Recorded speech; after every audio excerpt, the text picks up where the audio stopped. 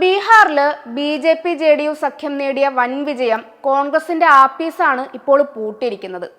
കേരളത്തിലെ മുഖ്യമന്ത്രിയാകാൻ ഷർട്ടും തയ്പ്പിച്ചിരിക്കുന്ന AICC general secretary K C. വേണുഗോപാലിന്റെ ഉള്ള കസേരയും ഇനി തെറിക്കാനാണ് സാധ്യത. അത്രയ്ക്കും ദയനീയമാണ് ബീഹാറിലെ കോൺഗ്രസിന്റെ അവസ്ഥ എന്ന് പറയുന്നത്. മത്സരിച്ച 60 സീറ്റുകളിൽ 5 സീറ്റ് തികക്കാൻ പെട്ട പാടുപോലും അതിദയനീയം തന്നെയാണ്.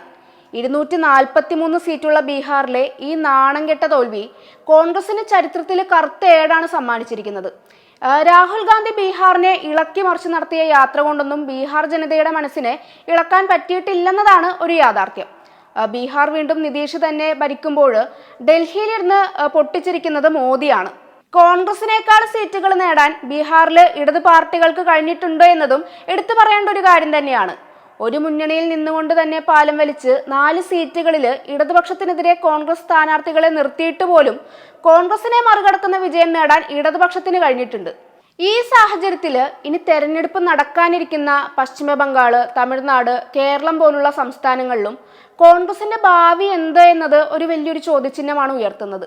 രാഹുൽ ഗാന്ധിയും കെ.സി. വേണുഗോപാലും നേതൃസ്ഥാനം ഒഴിയണമെന്നൊരാവശ്യം കോൺഗ്രസിൽ ശക്തമായൊരു സാഹചര്യത്തിൽ പ്രിയങ്ക ഗാന്ധി പ്രതിപക്ഷ നേതൃസ്ഥാനം ഏറ്റെടുക്കാനുള്ള സാധ്യത വളരെ കൂടുതലാണ്. ഈ സംഘടനാ ജനറൽ സെക്രട്ടറി ആയിട്ടുള്ള കെ.സി. വേണുഗോപാലിന് പകരം സച്ചിൻ പൈലറ്റ് ആ സ്ഥാനത്ത് എത്തുമെന്നാണ് ദേശീയ മാധ്യമങ്ങൾ ഉൾപ്പെടെ റിപ്പോർട്ട് ചെയ്യുന്നത്. അതായത് മുഖ്യമന്ത്രി പദം മോഹിച്ച കെ.സി. വേണുഗോപാലിന് സംഘടനാ ജനറൽ സെക്രട്ടറി സ്ഥാനം നഷ്ടപ്പെട്ടാൽ പിന്നെ കറിവേപ്പിലയുടെ വിലയെ കേരളത്തിലും ഉണ്ടാകുകയുള്ളൂ.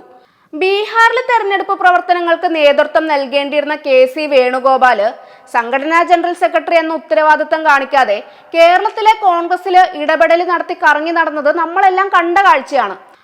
യൂത്ത് കോൺഗ്രസിന്റെ പ്രസിഡന്റ് സ്ഥാനത്ത് വരേണ്ടിയിരുന്ന അബിൻ വർക്കിയെ വെട്ടിനിർത്തി പകരം തന്റെ വിശ്വസ്തനെ കെ.സി. പ്രതിഷ്ഠിച്ചതും, അതുപോലെ തന്നെ KPCC ഭാരവാഹികളുടെ ജംബോ പട്ടിക പുറത്തിറക്കി KPCCയെ മൊത്തം പിടിക്കാൻ ശ്രമിച്ചതും എല്ലാം കേരള മുഖ്യമന്ത്രി സ്ഥാനം മനസ്സിൽ കണ്ടായിരുന്നു അദ്ദേഹം ചെയ്തിരുന്നത്.